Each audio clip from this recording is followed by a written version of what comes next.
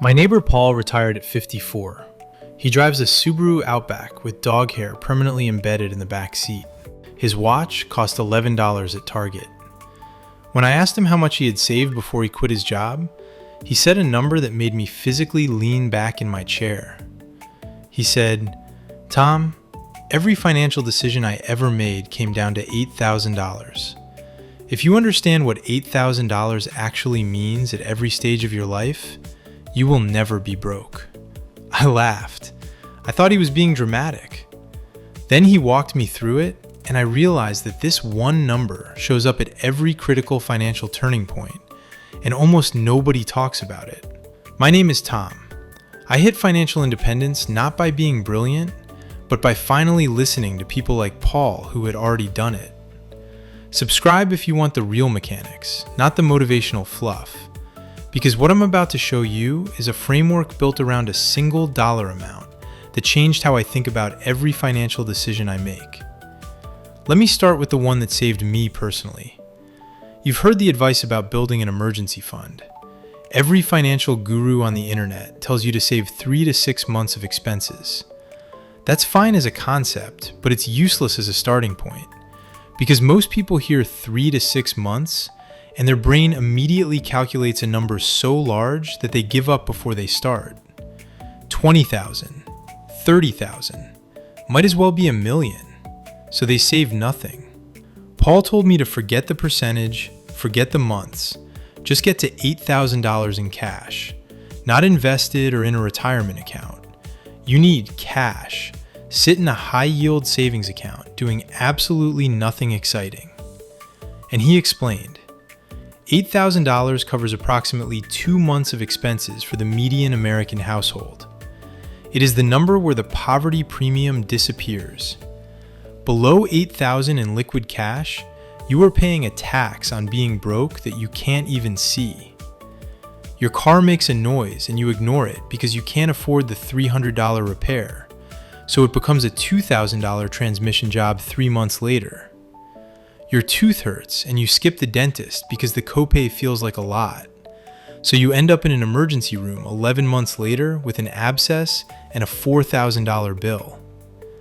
You buy the cheap tires because you can only afford cheap tires, and they wear out in 18 months instead of 4 years.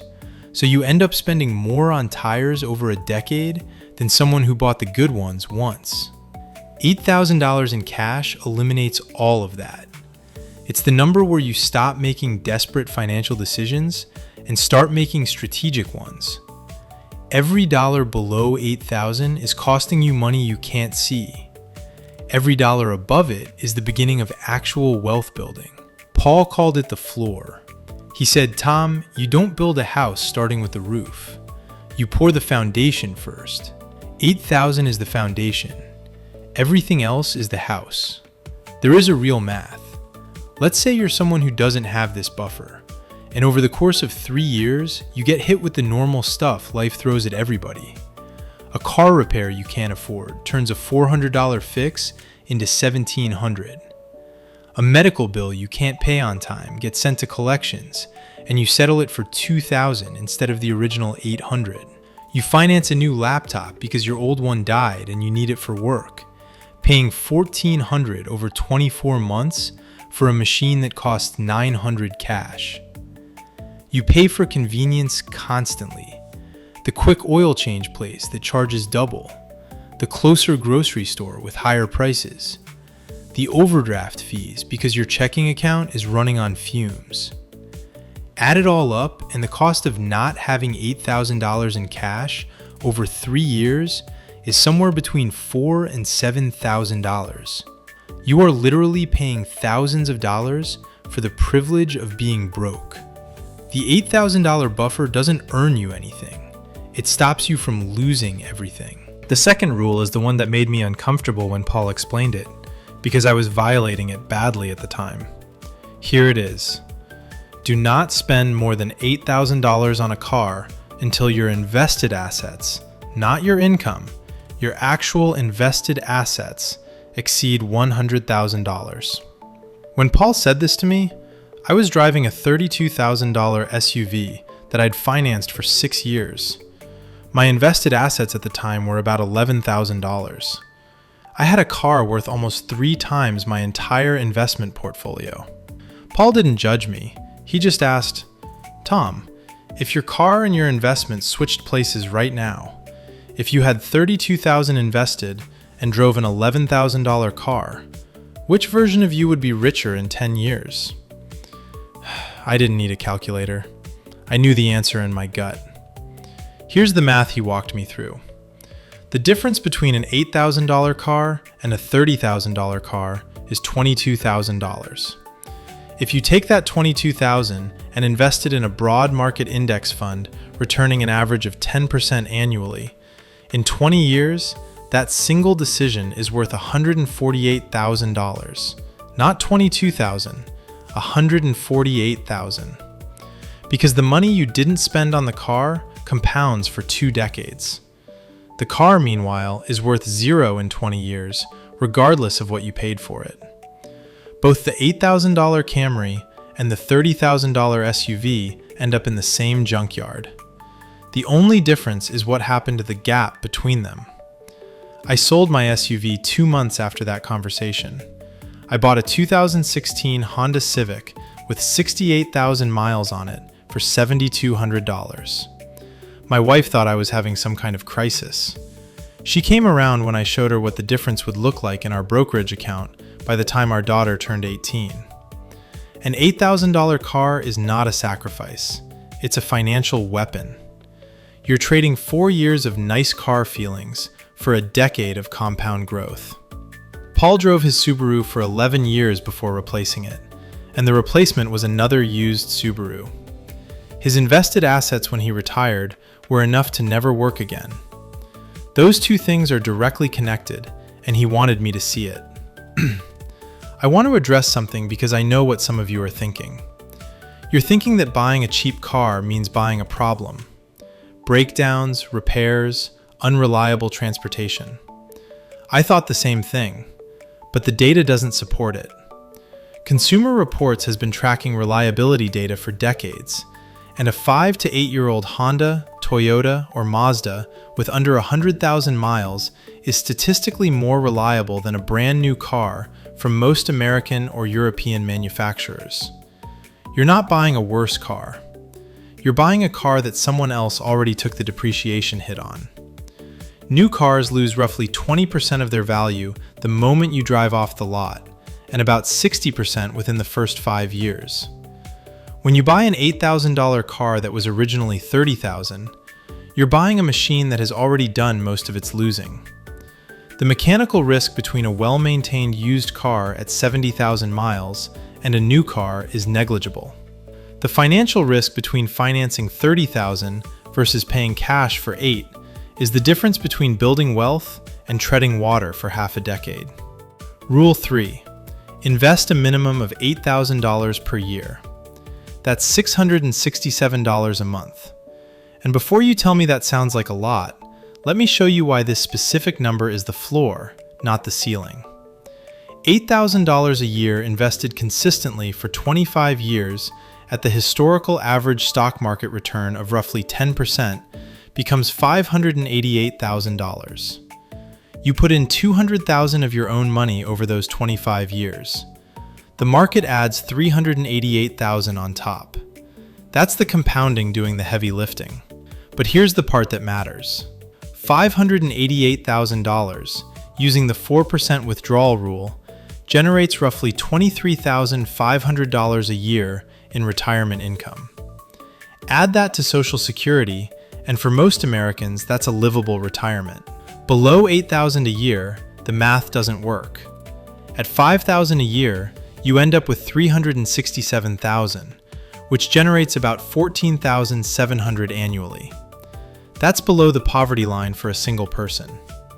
The gap between investing $5,000 and $8,000 per year, just $250 a month difference, is the gap between a retirement that works and one that doesn't. David, my other neighbor, the one who taught me the Chinese savings principles, actually frames this even more bluntly. He says that $8,000 a year is the price of a future. Below that, you're buying lottery tickets with your retirement. Above it, you're buying certainty. He invests significantly more than $8,000, but he always says the first $8,000 matters more than the next $50,000. Because the first $8,000 is the difference between zero and something. Everything after that is the difference between something and more. Those are psychologically and mathematically different problems. If you're sitting there thinking you can't find $667 a month, I want to challenge that directly. The average American car payment in 2025 is $734 a month for a new car. The average American spends over $300 a month on subscriptions and streaming services they forget they have. The money exists. It's currently allocated to things that are making other people rich instead of you. The $8,000 investment floor is not about earning more. It's about redirecting what you already earn. Rule 4 is the one that scares high earners, and it should. If your monthly spending exceeds $8,000, you need $2.4 million to retire. Let me say that again because I need it to land. $8,000 a month in spending means you need $2.4 million in invested assets before you can stop working. That's the 4% rule in reverse. Your annual spending is $96,000. Multiply by 25, $2.4 million. Most people never do this math. They think about retirement in terms of income replacement, like, I need to replace 80% of my salary. That framing hides the real number. Your salary isn't what you need to replace. Your spending is. And most Americans, as their income rises, let their spending rise right alongside it, without ever calculating what that spending level actually requires in retirement savings. I had a coworker named Marcus who made $170,000 a year. Great salary, top 5% of household income. Marcus spent about $9,000 a month. Nice house in a good school district, 2 newer cars, family vacations twice a year, the usual stuff that comes with a good income. None of it was outrageous, none of it was flashy, it just added up. At $9,000 a month, Marcus needed $2.7 million to retire. He was 42 with about $310,000 in his 401k. To hit $2.7 million by 65, he'd need to invest roughly $34,000 a year for 23 years at 10% average returns. That's almost $3,000 a month on top of his $9,000 in spending, on a post-tax income of about $10,200. The math literally didn't work. His lifestyle had quietly priced him out of retirement. Compare that to someone spending $6,000 a month. They need $1.8 million. At spending of $5,000, you need $1.5 million. Every $1,000 per month in spending requires an additional $300,000 in retirement savings. That's not a rounding error. That's a $300,000 decision hiding inside a monthly subscription, a car upgrade, or a slightly bigger apartment. Paul kept his monthly spending under $5,000, even when his income was well over double that. Not because he was cheap, because he understood that every dollar of monthly spending is a soldier you have to feed for the rest of your life. And he wanted a small, efficient army, not a sprawling empire that required constant reinforcement. The truly insidious part of this rule is how slowly you cross the $8,000 line. Nobody wakes up one morning and decides to spend $8,000 a month. It happens in increments so small, you don't notice. You move to a slightly better apartment, $300 more. You upgrade your car, $250 more in payments. You start getting the meal kit delivery because you're busy, $160 a month. Your kids start activities, $200 a month in fees and equipment. You add the premium streaming bundle, the better gym, the nicer phone plan. Each one, in isolation, is completely reasonable. Combined, they've pushed you across a threshold that now requires millionaire-level savings to sustain. And you crossed it without ever realizing you were making a millionaire-level commitment. That's why $8,000 a month in spending is the ceiling. Not because spending more is morally wrong. Because spending more without the savings to back it means you've quietly signed up for a job sentence that lasts until you physically can't work anymore. And most people don't find that out until it's too late to fix. The last rule is the one nobody teaches, and it might be the most important. Before you make any major lifestyle upgrade, anything that permanently increases your monthly spending, save $8,000 first at the new spending level. Paul called this the stress test, and the logic is elegant. Say you're thinking about moving to a nicer apartment that costs $500 more per month. Before you sign the lease, keep living in your current place and transfer that extra $500 every month into a separate account. If you can do that for 16 months, which gets you to $8,000, you've proven two things.